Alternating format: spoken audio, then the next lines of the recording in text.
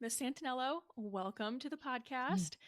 First, how are you doing today? Yes. Thank you for having me. And how am I doing today? Ugh. I'm overstimulated Oh today, yeah, if you I want an bet. honest I mean, answer. I so I just wanted to say I found you and Layla's story on TikTok, and I am just so blown away, and I have so much respect for how you are going about keeping her story out there, and I just can't imagine how difficult it must be to just constantly be going over the details of the case over and over again. I mean, how does that impact you? Yeah. It's exhausting. It is. I actually was telling this story the other day that I had a friend I was helping that stayed with me for about a week, and she had just escaped like Mhm. a DV situation.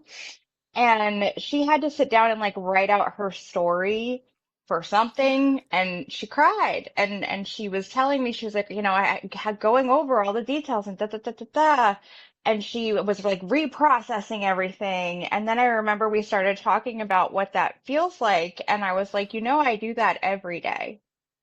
Like I have to open myself up and discuss the most horrible thing that's ever happened in my life on a daily basis because it's the only thing that might bring some closure or might bring my girl home or Right. It's like, like yeah, I bet, it's but a I lot. also it's like do you ever get the feeling like you just like you have to, like you have no other choice? Yeah. Yes, that is it. I wouldn't Yeah. do it if I had another choice. If there was another option, that I would go with the other option. And I actually tried to avoid doing Mhm. this at all initially. I wanted a spokesperson. I wanted somebody else to do it. And then like there was somebody else who was kind of doing it in the beginning, but Yeah. there's a lot of stuff that goes along with that. But it wasn't about a month in, I realized that it wasn't going to Mhm. work with that person for certain reasons. And I was like, Yeah. I have to take over.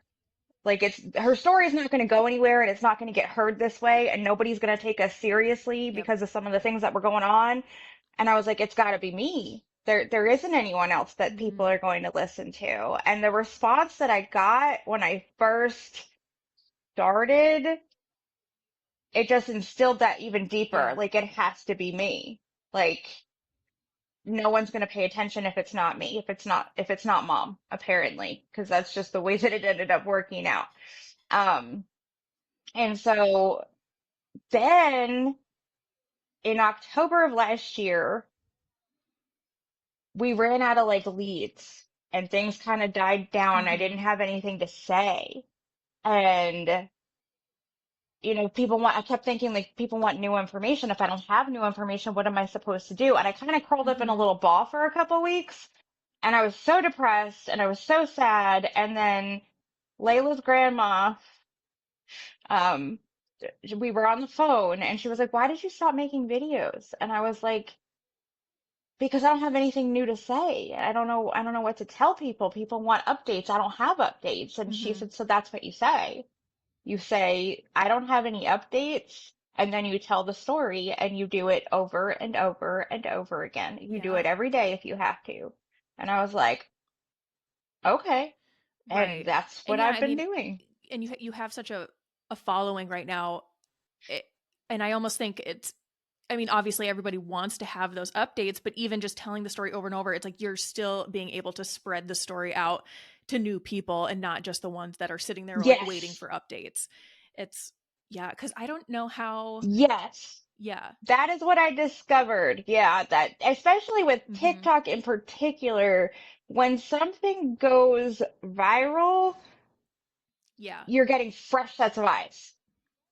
So I like my goal is to get one video that does Mm-hmm. 1 million views every month because then I know that there's a lot of fresh Yeah. faces seeing her and the case and learning about her. So that's usually like, what I'm going for. These Right. past few months have been kind of rough, but that's what I'm shooting for is at least one video with 1 million views every month. then I feel satisfied that I have shared her Yeah, and sufficiently, it's if that makes sense. you know, as like I think touch and go and like there's so many good and bad things about social media. It's like you just think about it and it's like one video a month gets a million views. Like that is potentially a million new people that are hearing the story. And Yeah, yes, that and didn't who know knows, about there her could be before. someone Yeah, in the area where you are in Tennessee that sees this video and is like, okay, and it jogs their memory. Like that's all it takes for a lot of these cases, I think. right. So, oh, that's crazy. Exactly. Absolutely. Absolutely. And it's so important to keep public focus and support on any case in any aspect, like, because when you don't have the public leaning in, it takes the pressure off the bad guy. It takes the Yep. pressure off law enforcement. It takes the pressure off everybody, and everybody's like, oh, okay, it's going to be fine. Yeah. Nobody's talking about it anymore. No, And I don't want to definitely. let That that makes sense. happen. Ugh. So, okay, so we are here to talk about your daughter, Layla Santanello. So she has been missing since Hmm. June 27th of 2023. Um, Before we get Yeah. into kind of her disappearance, I feel like sometimes when a lot of people hear about these types of cases, it just people I think a lot of times forget about the real person behind it. So can you just tell me like who is Layla? Yeah. Hmm.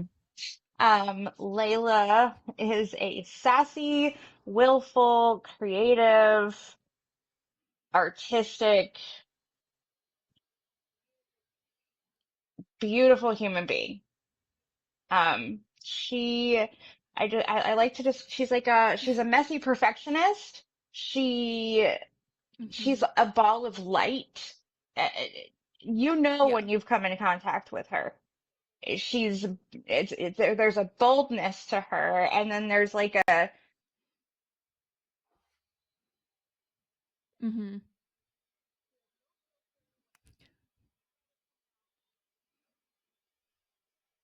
A little choppy.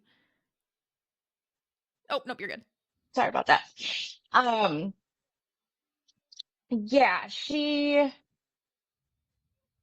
ugh, she's a beautiful soul, a beautiful light. She's loving, but also has an attitude.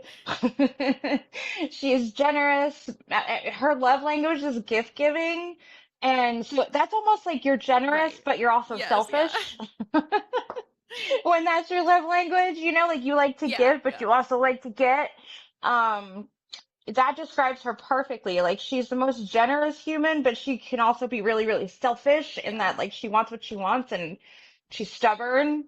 Um, she's just amazing. She's just, and she and I are like complete opposites. So, growing up, we were always at each other because she wanted it her way. And I was like, I don't understand why you want it that way. And I don't know. Like growing up, Layla, she's dyslexic. She has ADD. She had some learning stuff going on. And she was a will Mhm. Oh, no, you're fine.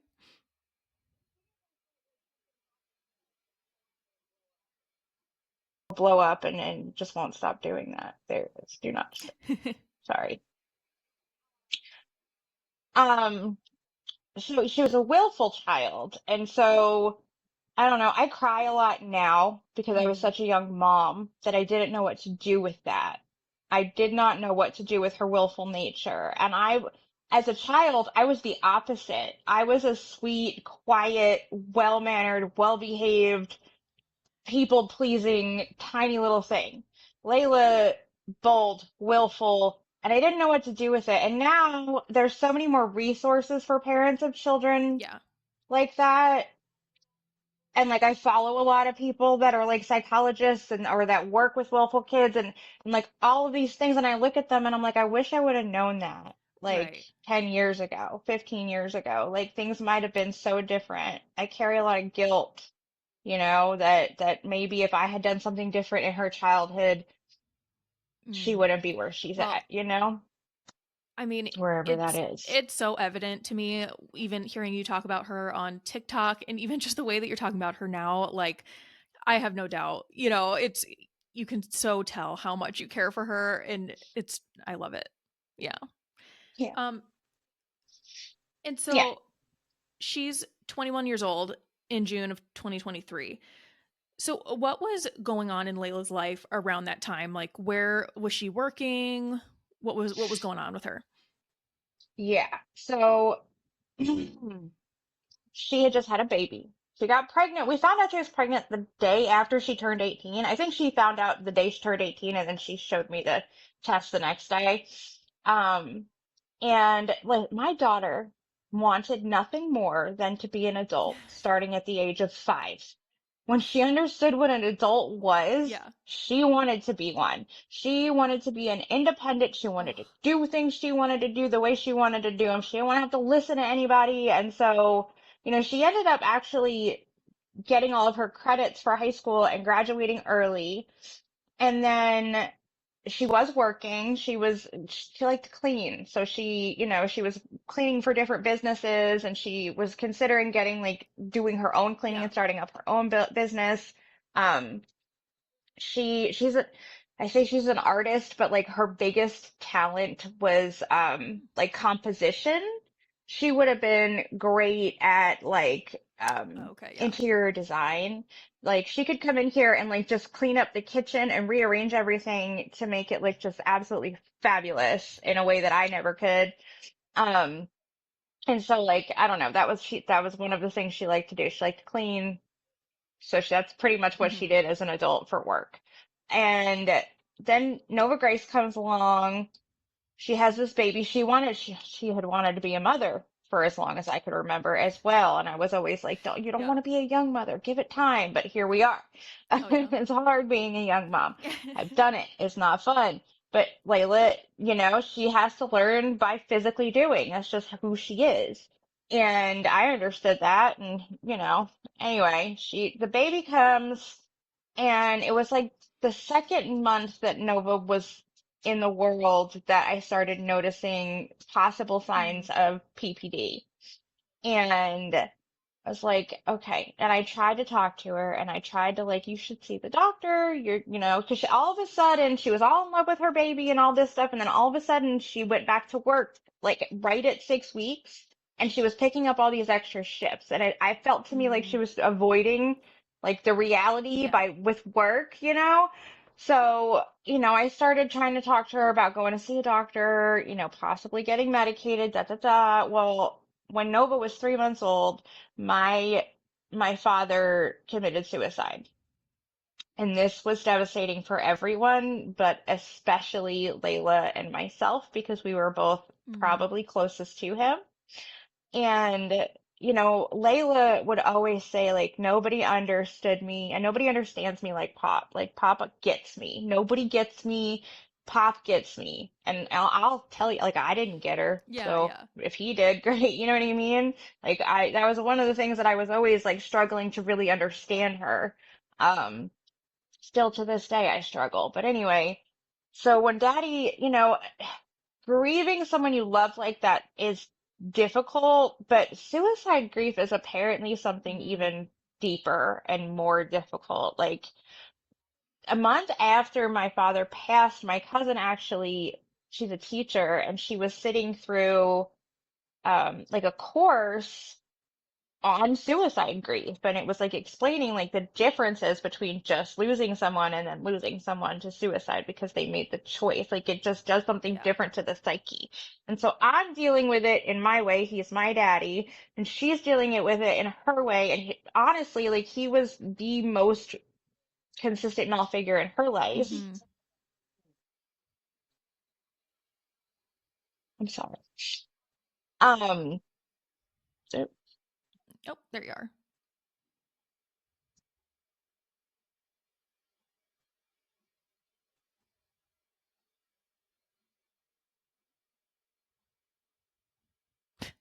Okay. Yes, better. I Better? think. Yeah. Sorry.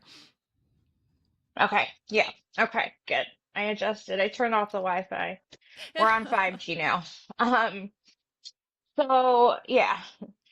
So, my father was the most consistent male Mm-hmm. figure in Layla's life, and she had just lost him, and she had just had a baby and become a mother, and she was definitely dealing with some postpartum. And so, now it's like October of that year, so it's like 3 months later, 4 months later, something along those lines. And she's back to work, and I keep Nova Grace while she's working. And all of a sudden, she kind of like Mhm. disappears for a week.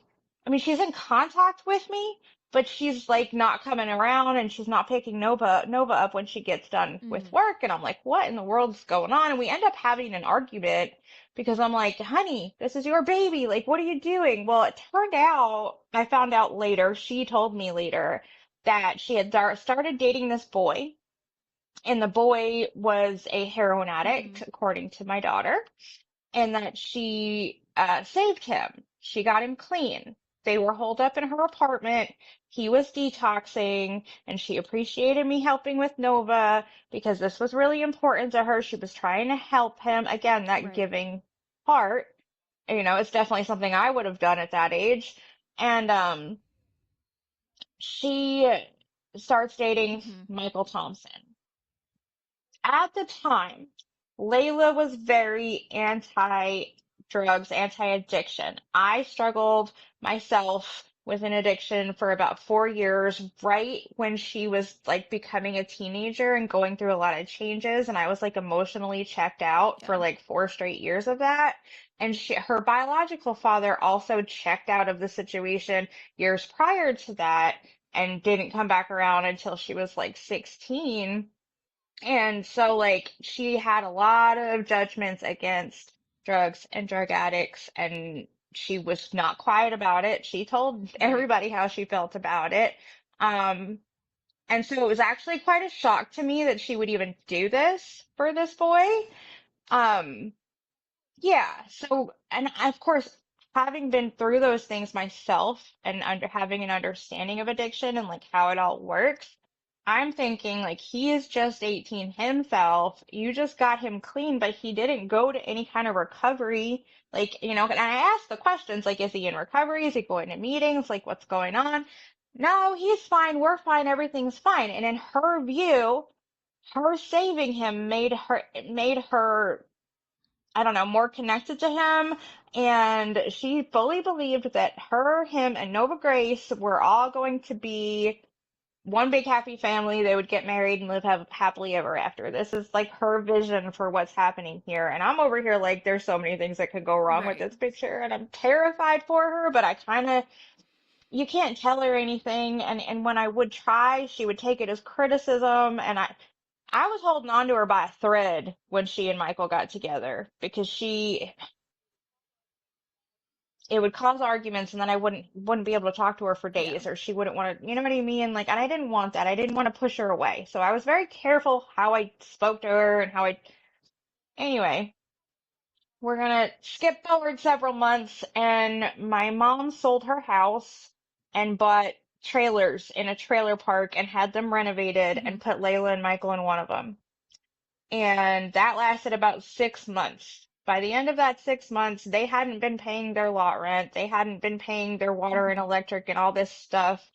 And they end up getting evicted from the trailer park, and mom had to sell the trailer.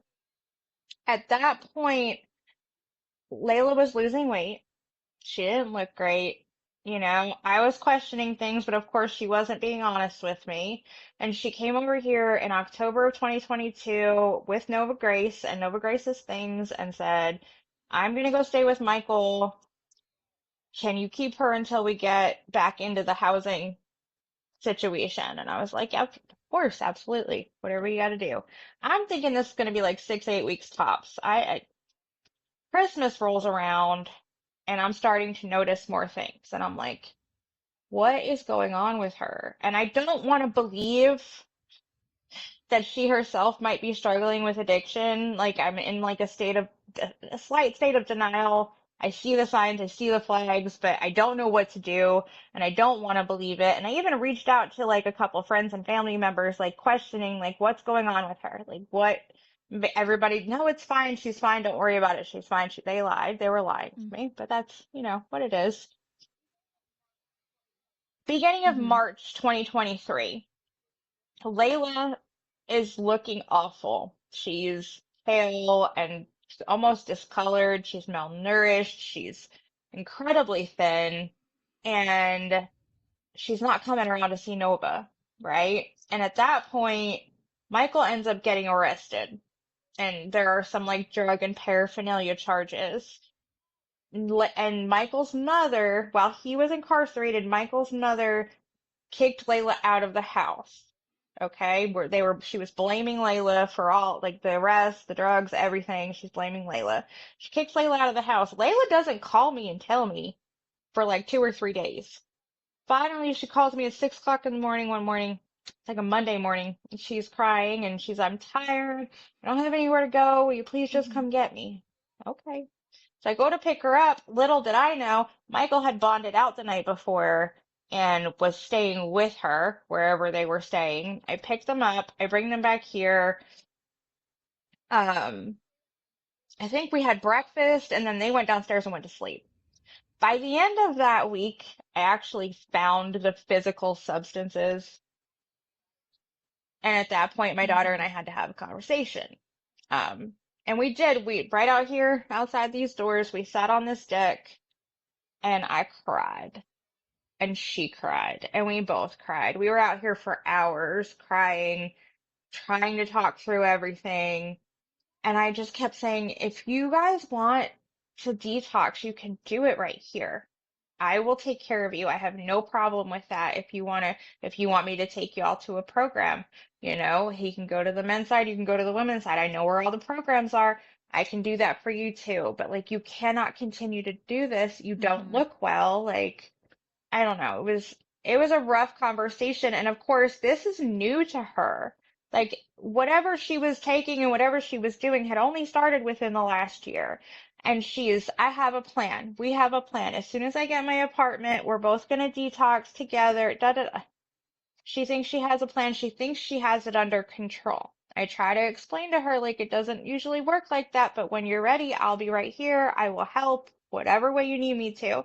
I said, but Layla, you can't actively be doing what Mhm. you're doing in my home. Your brothers are here, your daughter is here. It's unsafe.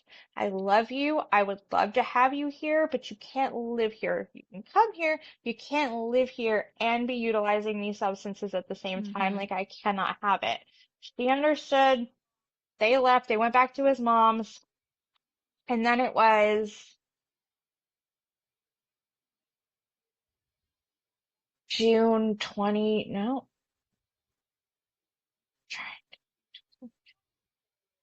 June 23rd is when she and Michael had some type of altercation, argument, and it was like a family affair. It wasn't just like Layla fighting with Michael. Layla was also fighting with some other family members. And from what I understand, the phrase, you need to get your crap together, was said to Layla, which I know would infuriate her and make her, in her stubbornness, want to go and Mhm. prove herself. And she packed up her crap and she left.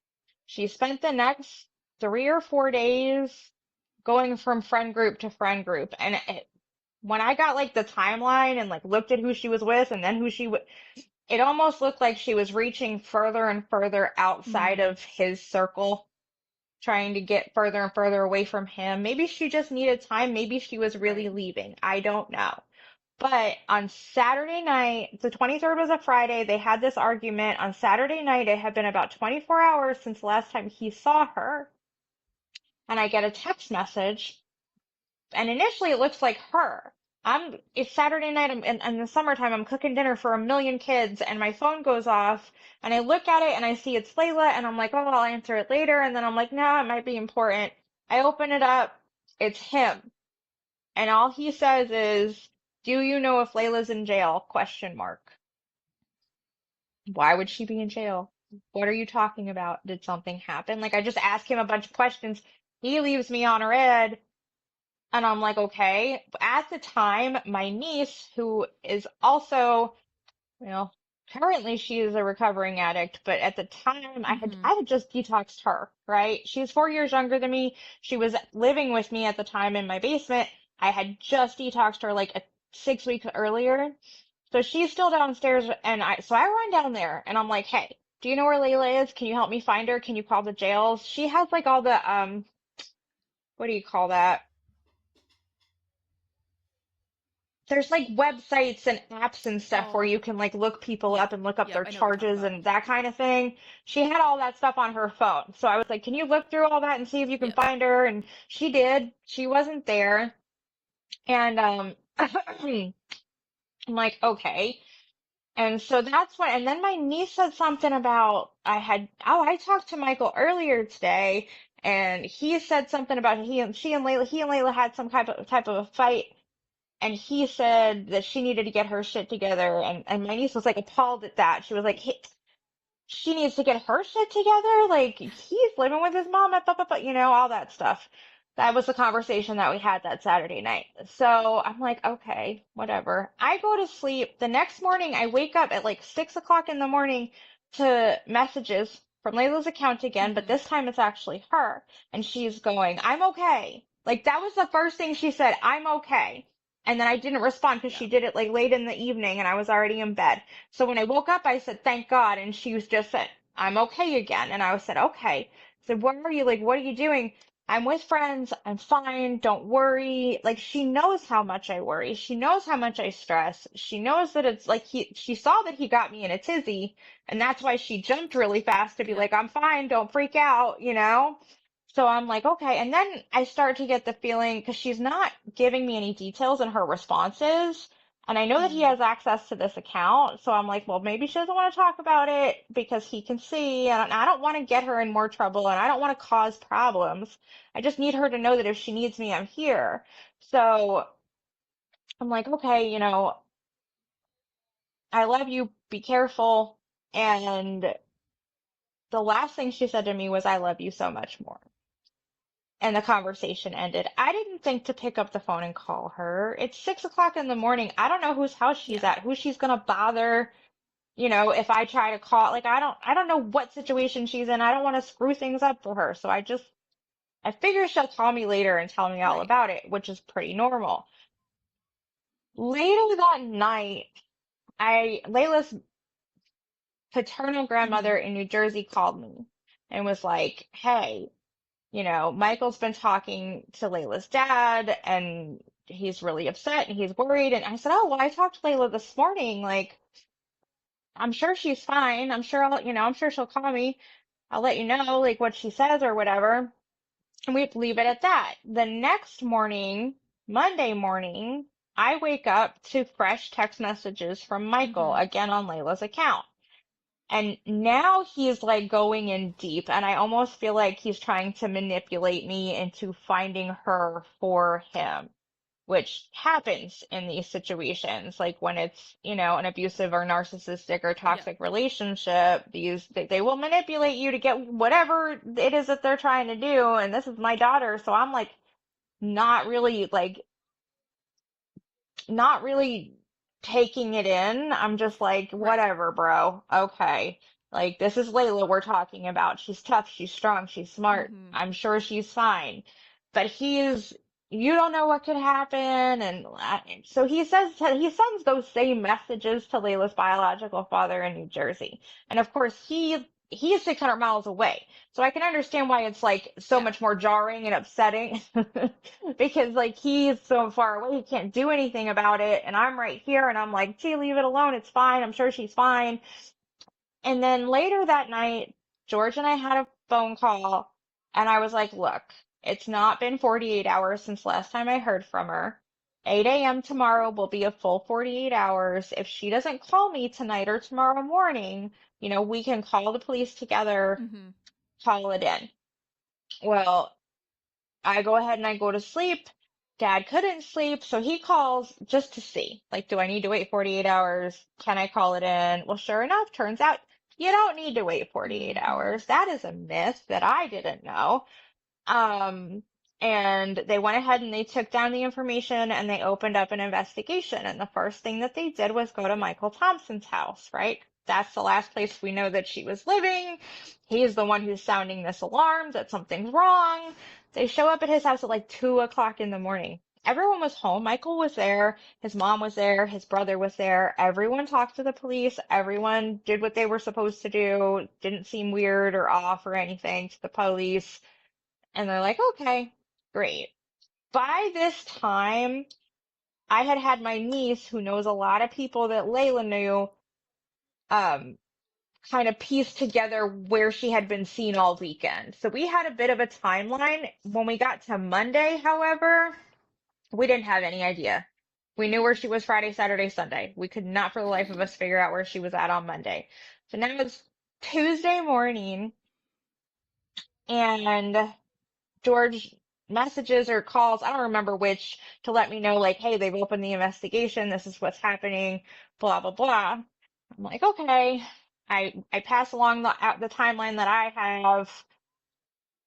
Tuesday afternoon is when I finally got a hold of the detective. And that's when he said, based on the information you gave us, we followed the path and found out that she was at the AmeriCorps Mm-hmm. last night, Monday night.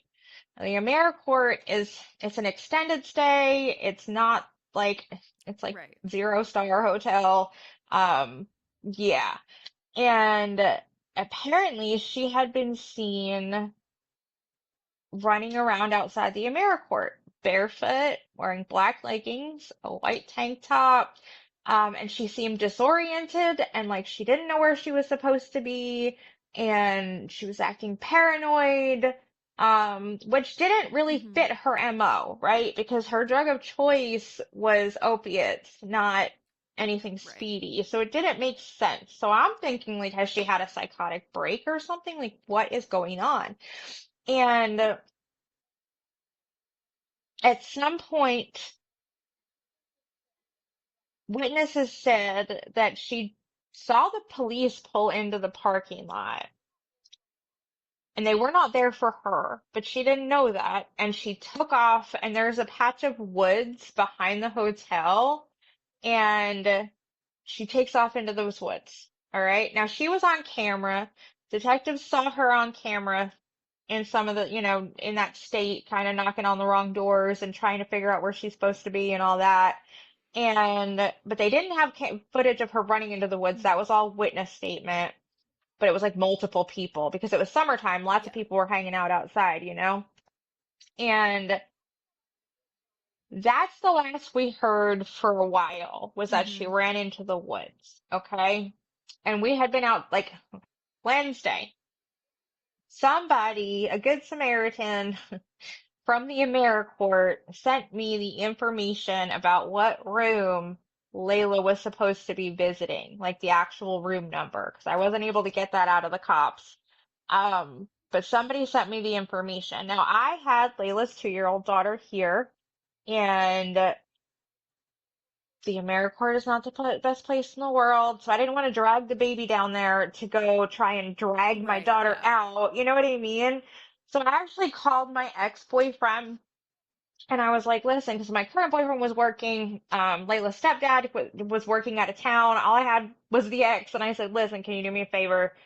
Can you go and knock on this door and see if Layla's there? And he's like, yeah, absolutely. I'm like, okay, listen. He says, what do you want me to do if I find her? And I was like, well, you can tell her she can come home, but if she doesn't want to do that, that's okay. I said, I'll send you some money. You can take her and get her some food, make Mm-hmm. sure she's got what she needs, like whatever. Just talk to her, lay eyes on her. I Yeah. just want to know that she's okay. And so he's like, yeah, yeah, okay, I got you. I'm like, okay. So he picks up a buddy and they go to the hotel. This is like late afternoon. And the hotel was on the second floor, and my ex has muscular dystrophy and he can't climb the stairs. So he's old now and can't, like, whatever.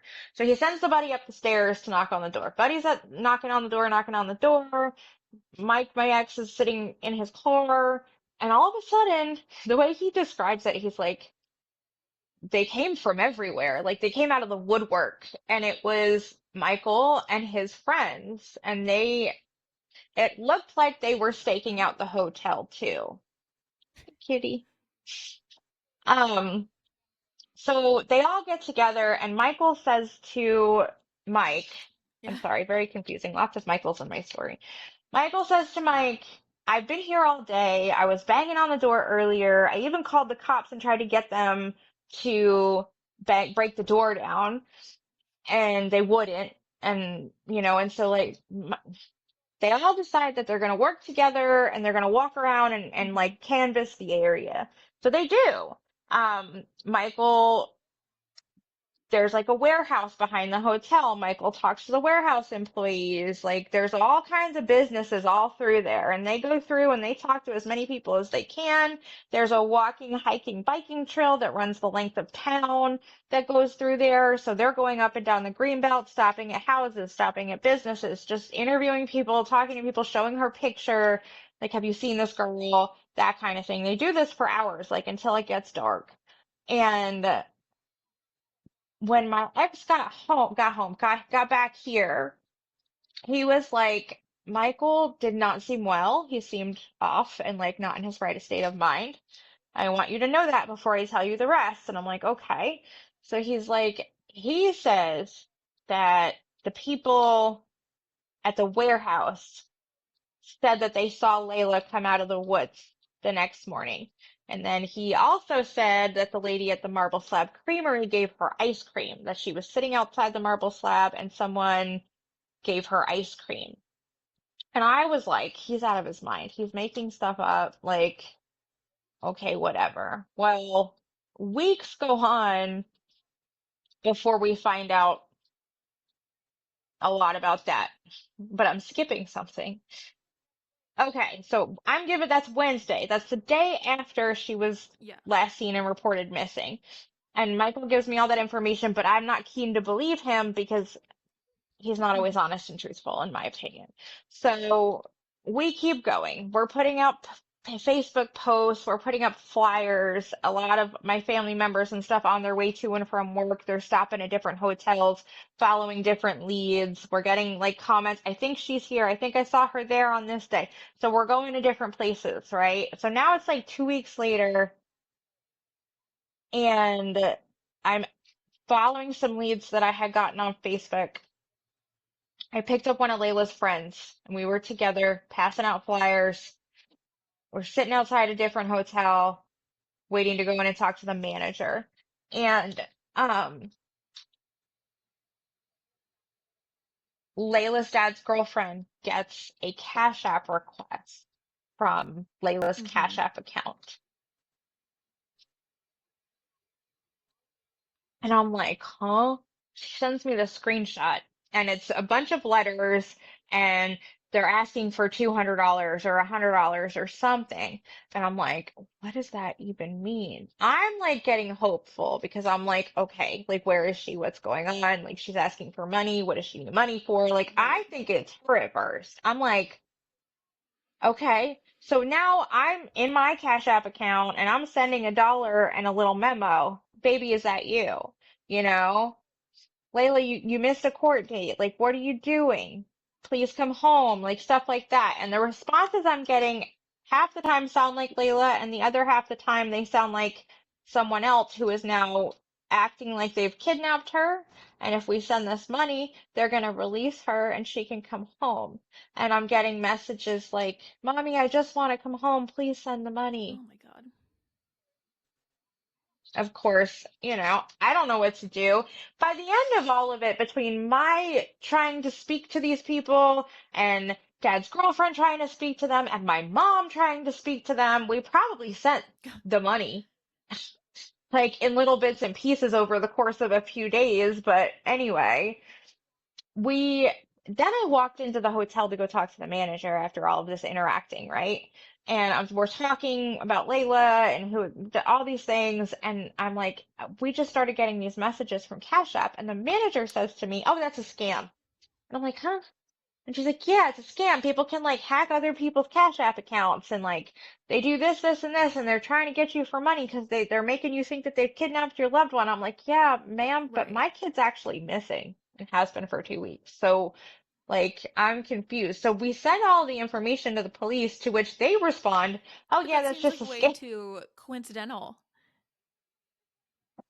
It was way too coincidental. So we kind of like stayed on the cops because it was like, this is too much. And it didn't stop. It continued. Like, we wouldn't hear anything for a few days on the Cash App stuff. And then all of a sudden we'd get a new request. And this went on for like another 2 weeks. So like, it was after the week, that weekend that I got a call from the detective and he's like, all right, we're gonna trace the Cash App requests and figure Yeah. out where they're coming from and we'll get some answers. Well, it took 2 to 3 weeks before those answers came to fruition.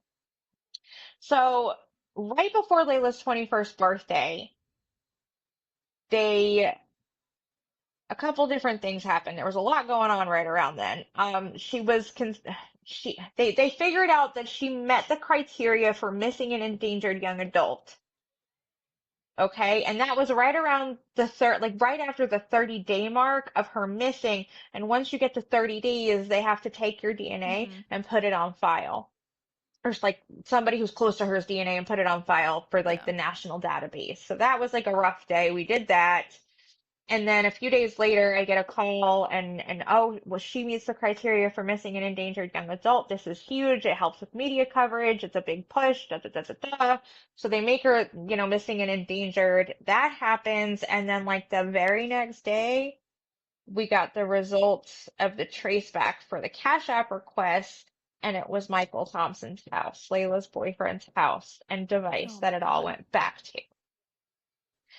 Yes, which was like and then they raided his house. And I remember my mom drove over there because she lives around the corner. Mom drove over there and sat outside for a long time watching them dig through all that Mhm. stuff, and we couldn't say anything publicly. We were asked not to say anything publicly yet. I mean, I kept that to myself for Ugh. months. Do you have any idea how hard it was to keep that to myself? Like, because it was like I was getting new pieces of information here and there, but I Right. wasn't allowed to share them. It's been it's been so hard. So, okay, no. Then we have Layla's birthday, which is the 5th, and she turned 21. My daughter loves her birthday. Like I told you, her love language is gift giving. Like her primary is gift giving. And she likes her birthday better than Christmas. Like she starts planning her birthday months in advance. Like, so the fact that she still had not emerged, Yeah. it was a gut punch. It was like cementing, like, this is really happening, Jen. This is not it's not a false alarm. She's not just off screwing around. Like something Mhm. is terribly wrong. So this is sinking in. At the same time, it's her birthday and they just called her a missing and endangered young adult and they wouldn't consider her endangered if they didn't think something terrible had happened. And then they raid Michael's house and now, okay. So I had planned a candlelight vigil for the 21st birthday. It was the first vigil that we had and it was an overwhelming amount of Mhm. support locally. It was the best turnout we had of anything we've done for Layla or Holland, the other missing girl. Like that was a huge turnout. It was absolutely beautiful, but it was also Mhm. horrifying for me. Like I am not a public person. If you go through my socials and you scroll back 2 years, there's not a lot of anything because I'm a very private person. My entire life, I have been terrified of public speaking, like just standing up in front of a crowd or being on camera. It's Yeah. petrifying to me. Like, I still get terrified. I do it every day, all day, and my Ugh. heart races before I push the button on my And now phone you're to being record. thrust Like, into it it's, in it's like such just, horrible I circumstances. don't have a choice. It's either I face this fear or watch my kid's entire Right. case go down the tubes, right? Like, I'm not doing that. So that week was also the first time we Mhm. ever did a live interview, and just it was a culmination of craziness. And then when it was all over, it was the first day of school for my boys. Like that Monday, Layla's birthday was a Saturday. We had all these interviews, the raid, like all of this stuff, and then Monday was the very first day of school. It was a crazy weekend. So it was a lot. Like by the time the weekend was over, Oh like my my gosh. muscles were like this and I couldn't move. It was terrible. Anyway, oh, that day, that Monday, we had an appointment to sit down with a detective and a few other investigators and go over what they had Mhm. figured out that month, right? because there was apparently stuff that we didn't know about. So now we sit down with them to have this conversation, and that's when they tell us that those nonsense things that I thought Michael was saying that day, they went ahead and followed those leads, and they were able to verify that she was definitely seen the next morning. They 100% believe that she slept in the woods, got up out of the woods, crossed the field. She walked straight up to a couple of guys that were standing outside that warehouse and Mm-hmm. asked to bum a cigarette. Um, and these guys verified it was her. They named her tattoos. Like they Yeah. knew you know what I'm saying? There was a lot of ways to verify that. These guys, they're like 98% sure that these Yeah. guys definitely saw her that morning. Then the marble slab thing. We think she went to the marble slab, but we're pulling video surveillance and all this stuff to see, what we can see and figure out, make sure it was her. We think she was seen at the marble slab. We think the woman gave her some ice cream. We think she made a call and then left and said she was going to go buy shoes because she was barefoot or whatever. And I'm like, none of Right. this is making sense to me. The pieces aren't fitting in my head. First of all, like the sleeping in the woods, like that's really not like her. She's kind of prissy. Like she's Right. not a go sleep in the woods type of person, but okay. And at that point, they are investigating who was at the other end of that phone call because apparently she borrowed the employee's phone. And they actually kind of slipped and said, well, we called the number on that was called. And I was like, oh yeah. And that's when I saw him kind of realize that like, Like, oh, I probably shouldn't have said that because I oh was my like, gosh, what yeah. happened? Who's on the other end? And he looks at me and he says, well, the person on the other end says that they don't know Mm-hmm. Layla. I'm like, okay, she only called one number from the phone, and the person that's at the other end of that number Right. doesn't know her. That doesn't make any sense. So then I couldn't tell if he was Mm-hmm. covering for himself because he gave too much information accidentally, or if that was true. So now that's when everything kind of goes dead. At that point, they number one stop Mm-hmm. sharing as much with us because at this point now they think there's foul play and they can't really share everything. Leading up until that point, they just thought that she was like holed up somewhere with someone else. They didn't think anything bad had happened. They thought she was like Right. on a bender or whatever. And so that's when like we stopped getting information. They get real quiet. Um, and I kind of run out of Mm-hmm. things to say, right? So November comes around and there was a big search. Layla's dad came down and there was a big search and another vigil. Um, and about a week later, we were told that the marble slab thing had been debunked. I remember like the way that rocked Mm-hmm. me because I kept thinking it's been all this time and they've been chasing this Right. lead for nothing, like, cause I actually ended up hearing from the girl who was on the other end of the phone call. And I didn't hear from her directly. Somebody that my boyfriend works with ended up meeting her and they got to talking about it. And like he was trying to get me in touch with her because she wanted to talk to me because the cops kept going and like interviewing her. And she kept saying, like, I don't know this girl. Yeah. I don't know her. Like, I don't know why I'm involved. I don't know why you keep dragging me down to the station. Like, I don't know Layla Santanello. I've never seen her before. Well, eventually everyone was able to figure out that the girl at the marble slab existed. There was a shoeless girl at the marble slab wearing black pants and a white shirt. Wow. It just wasn't Layla.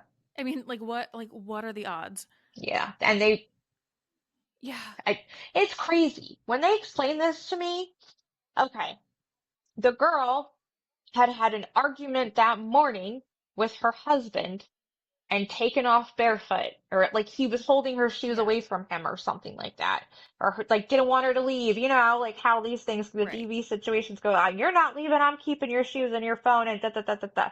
She takes off anyway, barefoot, and ends up at the marble slab, and she's all disheveled and upset, and outside sitting there, like there's like a deck and tables behind it, and that's when the employee came out and saw her and was like, "Oh, come in, dear," and they have a conversation, and she lets her use the phone.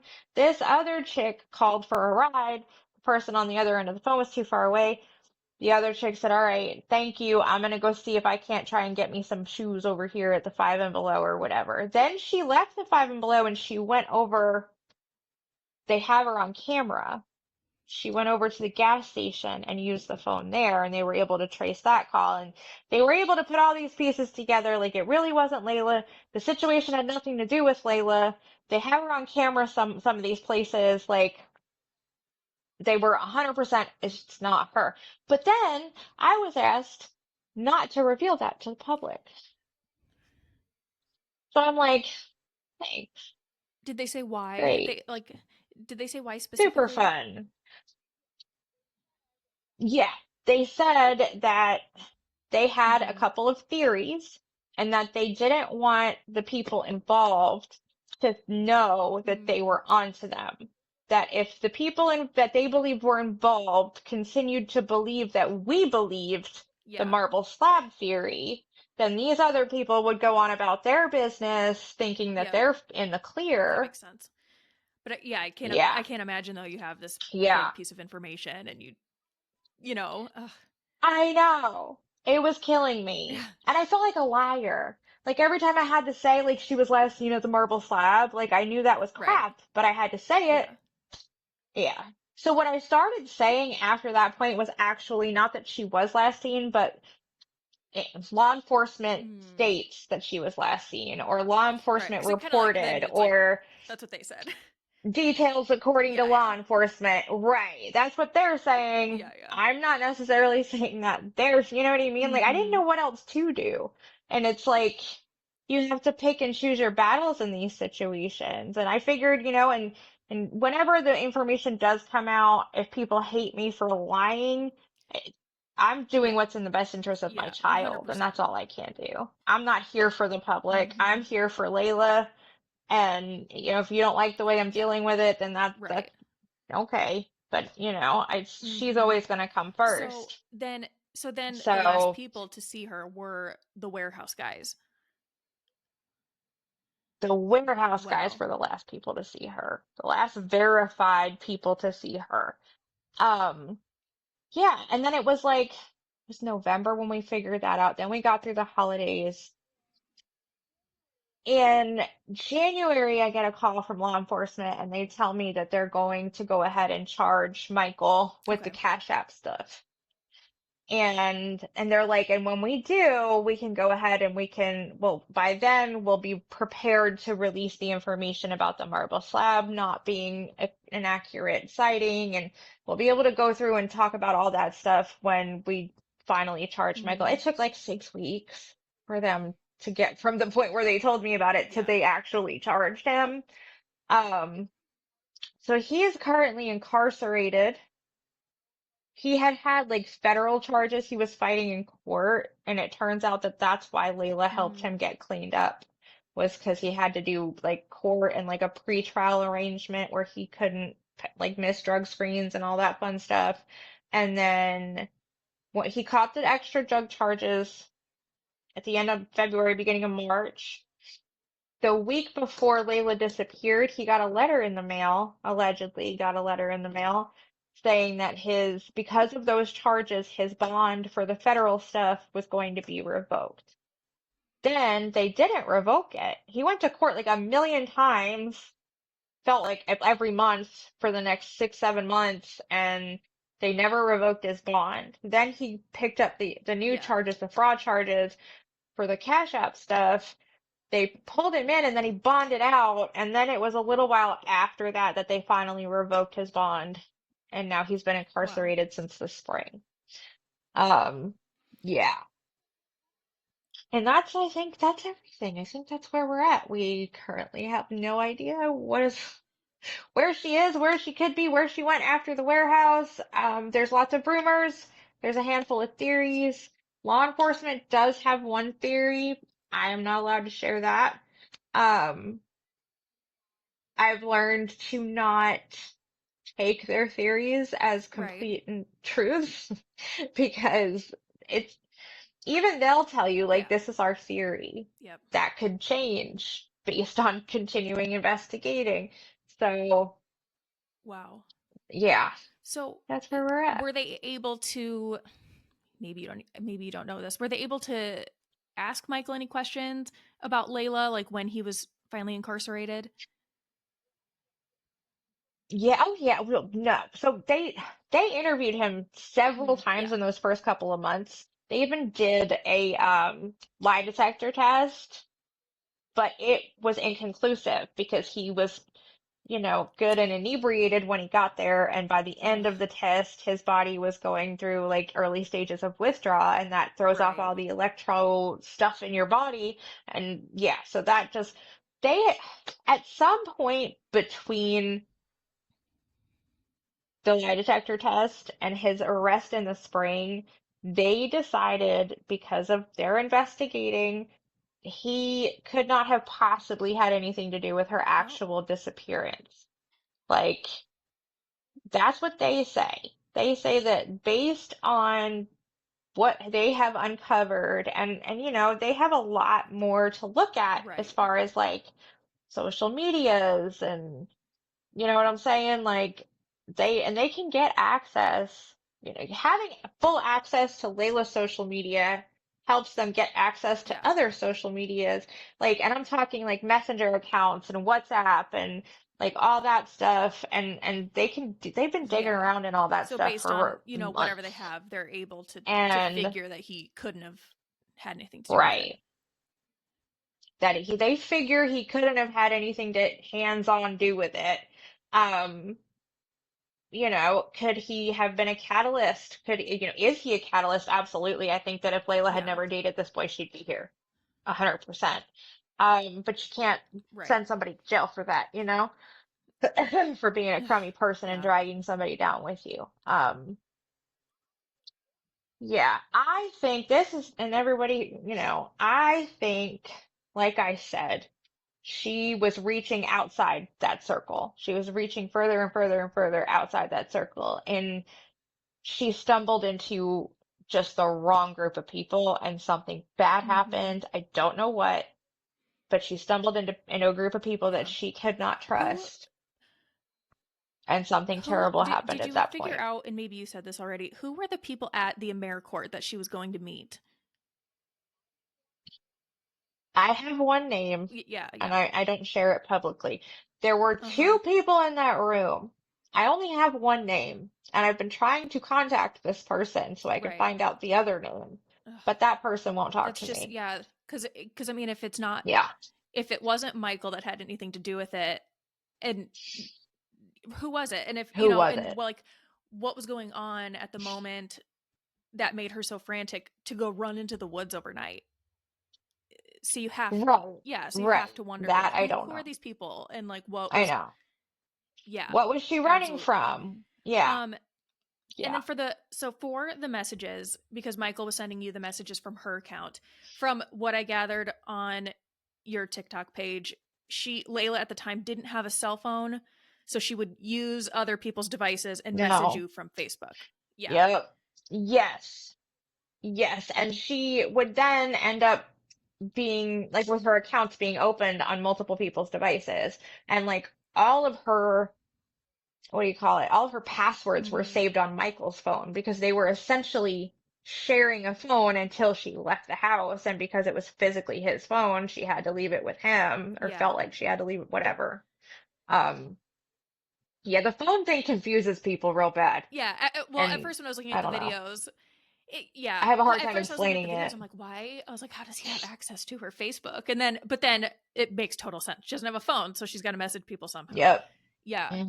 She doesn't But have a that also phone. makes it Yep. difficult for investigators because she doesn't have a phone, and you think of the digital footprint that we all leave Right. everywhere, like, so she doesn't have the cell phone that they can kind of Yes. track.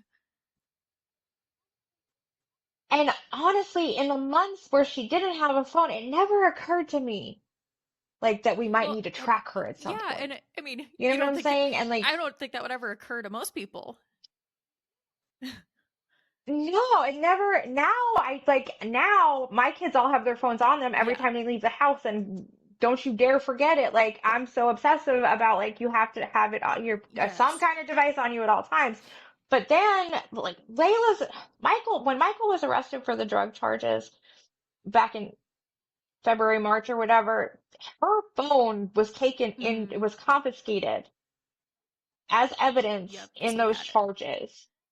It was a brand new iPhone, wasn't even fully paid off yet. My mom was still paying on it. My mom was still paying for her line, and they took it. And then mom went down there like Ugh. 3 times trying to get it back, and they wouldn't give it back. And so, like, I remember early on, people were giving me crap for like not getting her another phone, but like, we were Right. And already I mean, paying like, for one. yeah, How much I mean, money do and you like think new we have? iPhones, they're expensive. And I don't even know if you can just go I get like old know. flip phones anymore. Well, and those don't, you can't track people with those I don't. as good as you can with the new ones. Not really. A lot of the time, no. And I feel like at some point we did buy her like a cheap phone from Walmart, and she ended up like returning it or something. Like I know that we had bought her a handful of cheap Mm-hmm. phones over that year, and she never used them. And you So do what you I don't know. can, but and then Whatever. she's an adult, so it's not like you can force her Right. to. Yeah, that makes sense. Yeah. So before she was at the hotel, so her and her boyfriend got in a fight on Friday the 23rd. She leaves. She's at the hotel. What was that? Monday. So Monday. do you know who she was with Saturday and Sunday?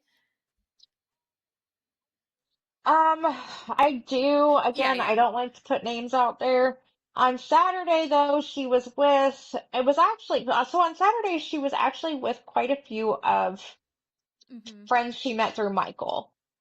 And then on Sunday, she ended up at this guy's house, Mm-hmm. and I know the guy, and he was trying to help her. Like, there have been multiple interviews, police interviews, but also the PIs Okay. have talked to this guy too. And he says, like he felt bad. Like she hadn't eaten in a couple of days and she needed a Mm-hmm. shower and some rest. And so he took her with him to his house. She apparently showered and passed out and then woke up and finally ate something. Now, on either, I don't know if it happened on Sunday or Monday, but at some point there was some kind of an altercation at his house that had Okay. nothing to do with Layla. She was not involved in the altercation at all, but in all of the craziness, a bunch of Layla's stuff had gotten stolen. So the stuff that she had packed up and had over there had been stolen, and the tablet that he loaned her to use also got stolen at that point. And that's the point when she ends up Mm-hmm. going to the AmeriCorps. She's just like, oh, all my stuff's been stolen and I don't want to stay here anymore. And she catches a ride to the AmeriCorps. And then the Yeah, warehouse guys, did she have anything with her?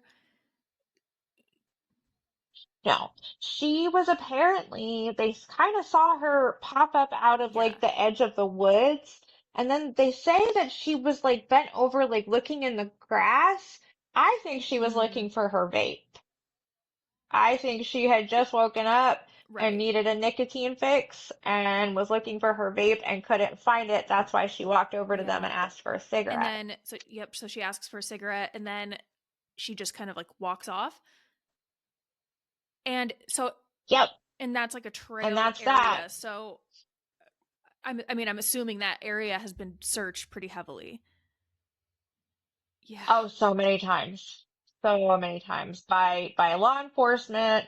They brought dogs out there. They used this in like this $20,000 TBI drone that something Yeah. about layers and anomalies, and they actually found Oh. sets of deer bones when they like took all of the imaging of that area. They found two Oh my sets of deer gosh. bones, I believe, and went and dug them up because it was an anomaly. Yeah. So now we got to go dig it I up, didn't and even know that they it's could do deer that. bones. So that Yeah. the technology works. Yeah. these fancy, I forget what they're called. These are these fancy drones. They're Wow. very expensive. But TBI had just gotten one, like our region or whatever it was the first time they Yeah, used it was for Layla. that's crazy. Uh, I mean, see, you search that area, the marble slab thing doesn't, turns out to not be true. And as far as you know, there haven't been any other sightings of her. No, Yeah. not that I know of. Not that I have been told. There's lots Ugh. of rumors. One rumor is that she got picked up from the AmeriCorps or caught a ride from the AmeriCorps and ended up at another Mm-hmm. hotel that day. Um, which hotel was it? They just tore it down. I can't think of the name of it. But it's not within walking distance. Yeah. She would have had to have been driven, or it would have taken like Yeah. all day to walk. Um, and that's a rumor that she showed up over there and that the rumor was that she overdosed there. There's another rumor that she ended up somewhere else and that she was given a hot shot and then Mm-hmm.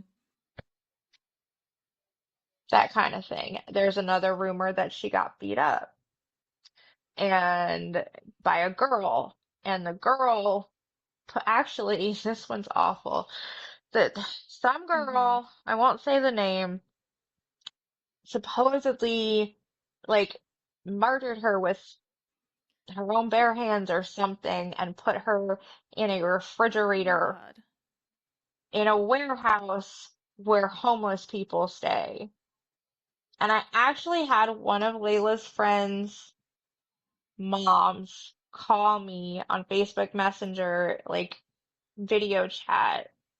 She wanted to tell me Ugh. to my face about this, and she is hysterical, crying, going on and on about it. And I heard it from this person who heard it from that person who heard it from, and at this point, like I have such a thick Right. skin to this stuff because like I can't, I am not going to believe anything you tell me unless you Yes. have physical evidence of it because I'm tired of like Yep. getting my hopes up or even, yeah. The first time somebody started a rumor that she was found unalive, I spent the entire Ugh. day in my bed in hysterics, waiting for the cops to knock on my door. I will never do that again. The wall is Oh my always gosh. up. It's just always up. So, like, if you're giving me information, if you don't have physical evidence, I'm not going to cry. I'm not going to emotionally react. So this Ugh. lady is crying, telling me the story, and she's looking at me like, "Why aren't you upset?" And I'm like, "Because I've heard stuff Yes. like this 100 Is times. And I appreciate you telling me, but I can't, I'm not going to run with this. I don't know this for sure just because so and so heard it from so right. and so Well, who and heard yeah, it and if from you were so to and like so, put all of your hope or Yeah. belief or whatever into every single rumor, like you'd go crazy. Right. Yeah. I would lose my And mind. I would is absolutely is lose my mind. Kingsport, Yes. is that a big Yes. area, big town, or is it more of a smaller? I wouldn't say big. It's what our population is Mm, something like 56,000. But then it's like the county, Sullivan yeah. County that Kingsport's in, the population of Sullivan Mm, County is like 200,000. So there's a lot of people around here, yeah. but it's not like a And big yeah, I guess city. I don't know if the rumors would be Yeah, worse or not, depending on if it's a bigger or a smaller area. Maybe I don't know, but you just wonder where like I don't know. why I will never understand why people come up with this stuff like and it's insane. I don't It know. doesn't make any sense. It's something to talk about. I know that the cops have talked to at least a couple of people who were boasting that they were present when something happened to Layla, and then when they got them in the interview room, these people were like, "I'm sorry. I made it up. I just wanted to uh seem relevant." Like yeah, legitimately said, like I made it up. I just wanted to look like I knew what I was I hear talking that a about. lot in so many random cases, and it's just like these people want to somehow feel like they're involved in something, and it's like it's irritating Yeah. but also kind of sad. Yep. They want Yeah. to be um attached. Yeah. so Yeah. I Yeah. know you talked a little bit about law enforcement. What has your relationship been like with them throughout all of this? I feel like I have a pretty good Yeah. relationship with my law enforcement. And the reason I feel that way is because, so 4 months after Layla went missing, Holland Snap vanished. Mhm. She's 19 years old. She disappeared from like 3 or 4 miles away from where Layla disappeared from. And I remember when I first saw the article, the thing that struck me was they are both 4 feet 10 inches tall. They're Mhm. both short little things. They're both around 100 pounds, Yeah. and they're both young. Helen's 19, Layla was 20 at the time. And I remember sending the article to my detective, and I was like, and he hit me back and he said, these are striking Mhm. similarities. I'm looking into it. Okay, great. So I've been in touch with Mhm. Holland's foster mother this entire time. They Wow. don't get any information. They get nothing. Like, and they are with so Sullivan County, the county sheriff's department is who's Mhm. working Holland's case. City of Kingsport Police Department is who's working Layla's case. And Wow. it's like night and day with like the relationships. If remains are found within a 30-mile Wow. radius, I get a phone call. And he tells me, like, we believe it's male, we believe it's Yep. this. As soon as I verify all of this, I will call you. But right now, don't get upset. Don't get worried. There was a female found Mhm. in Bristol, at some point in the last 15 months. And I remember he called me on that one and was like, I don't think it's her, Jen. Like, I'm going out there right now, but I don't think it's her. So, like, I don't have to Yes. wring my hands and freak out waiting for answers, waiting for the phone to ring. Ugh. Colin's family does. They do not stay in contact like that. Now, and then my detective, like he almost wants to tell me things because he wants me to know that he is working on it. And it just because I can't see it Right. publicly, it's not that it's not happening, it's just that they're Mhm. working quietly. Um, he does tell me certain things, but he leaves out a lot of details. And obviously that's very frustrating, but I Yeah. also For understand sure. why. Wow. That's interesting, the differences, and how the two agencies are kind of Yeah. interacting. Um you said you Yep. mentioned PIs. So do you guys have private investigators helping as well? I have a private investigator. We were able to raise enough money to get started with this private investigator. He's still available. I use him less now Right. because we don't really have the funding I bet. and it's expensive. It's expensive. So there's been a few things, like few possible sightings come up that I've actually gone and like investigated myself because Yeah. it's Yeah. much cheaper that way than to Oh, send a private investigator to go do it for you. Yeah. So, and then like if something were to come up tomorrow, he would work it and then bill me and I'd be able to like make a okay. payment Yeah. arrangement with, you know what I mean? Like he's pretty good about that kind of stuff. People don't realize the Yeah. cost of these No, things. that's They crazy. really And I don't. think even just the logistics of finding someone and then like all of that. That's Yes. All of it. Flyers. It's yeah. expensive. Like people don't consider like what it costs to really actively search for a And loved one. something I was actually wondering about, are there resources out there for families or loved ones with missing loved ones? Like, are there resources out there? It I've not been able to find a whole lot. We did have somebody worked it out so that in November, the month of November, we were able, somebody donated, it was smart Oh. billboard time, but it was like 6 seconds, Mm. 8 times a day. And I never Ugh, actually caught Layla yeah. on them, like to like I would drive around looking, and I like, you know what I mean? So it's thank you, I appreciate it. Hopefully some people saw her, but Yeah. I want a fixed billboard. You know what I mean? Like I've been fundraising to try and get that. I've been fundraising to try and get like the reward up. We're only at Mm-hmm. $7,000 right now. That's Right. not life-changing money. Um, Now it really depends. information for like a murder investigation, the state of Tennessee Mm, will put up a reward. But when it's a missing adult, yeah. they will not. Even if it's a missing and endangered young adult, they will not. So I've not been able to find a whole lot of resources. There are search and rescue Mm, teams that will, donate their time, but it's been in my experience that you kind of you have to ugh. popularize your missing loved one before people will come forward and offer to Yeah, help, and that there was sucks. a case that I was following in Iowa. I'm originally from Iowa.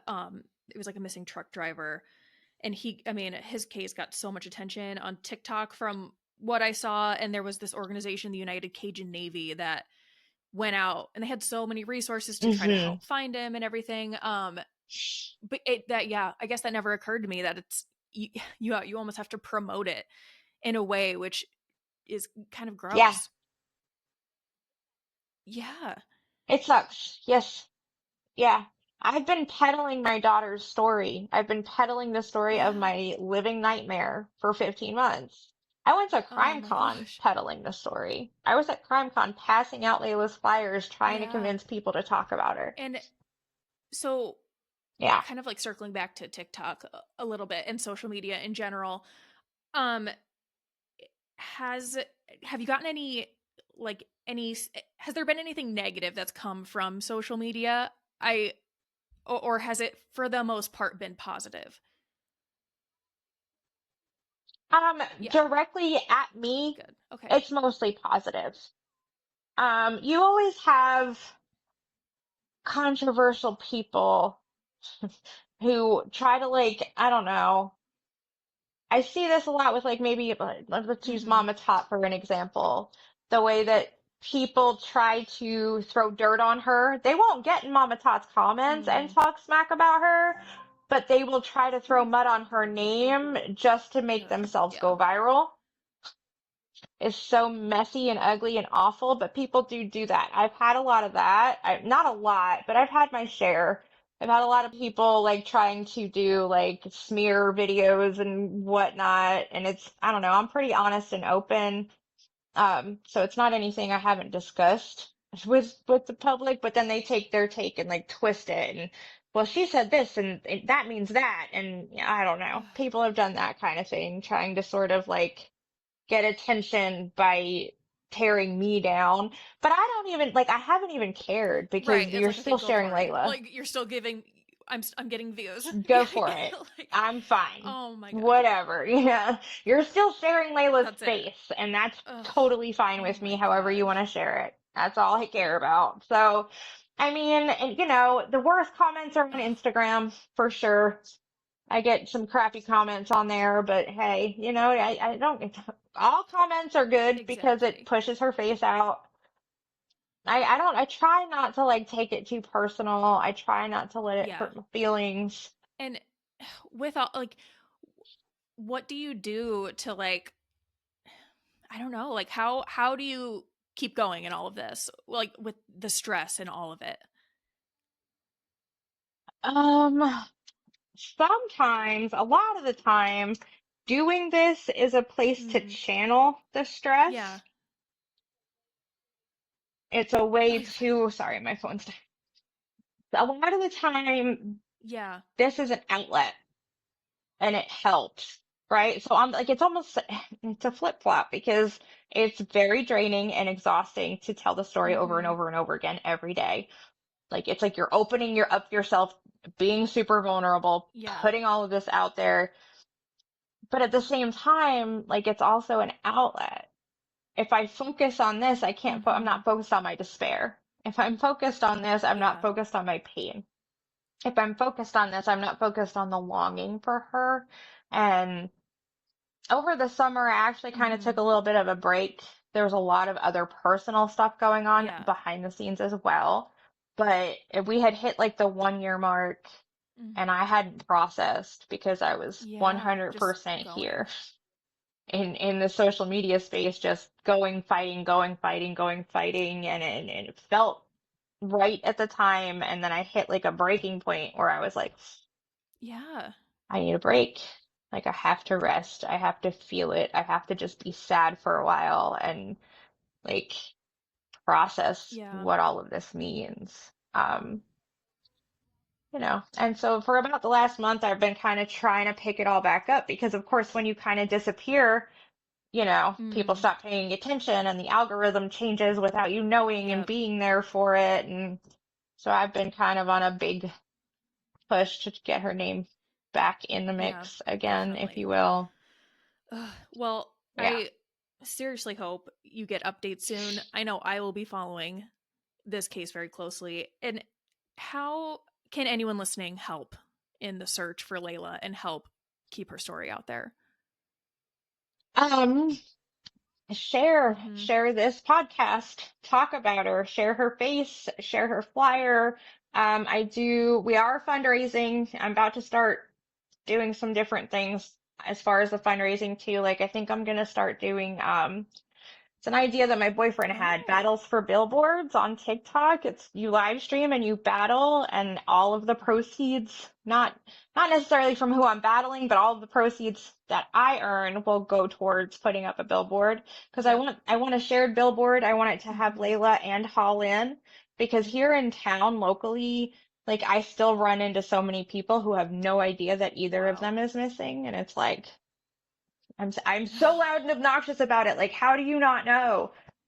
Ah, so I want to start doing something like that. I'm thinking about starting some raffles. I want to try and get again that Mm-hmm. reward up to at least Yeah. $10,000. Like, I don't know. So there is a GoFundMe if you want to just flat out donate, if you just want to follow me on TikTok and be a part of what I'm doing over there as far as the fundraising and there'll be like giveaways and raffles and stuff like that in the upcoming months through the holidays. We need to start fundraising again. Like I said, it is very expensive trying to make all of this work. And we're just a blue collar family. And I haven't been working since Layla, like I was Right. working when Layla vanished. But now I have a Yes. grandchild full time and this is like my full time job. And if I have to go clock in and clock out in order to save the house, I'm going to have to drop this and I don't Right. want to drop this. So Oh my there's a lot gosh. going Well, on, yeah. Well, you I will know, include links yeah, to all of your channels, GoFundMe, anything that you put up. I will continue to share all of that. So thanks. thank you so much for telling Layla's story. I will keep in Yeah, touch. I will yeah. keep watching all of your content and thank you so much. Yes.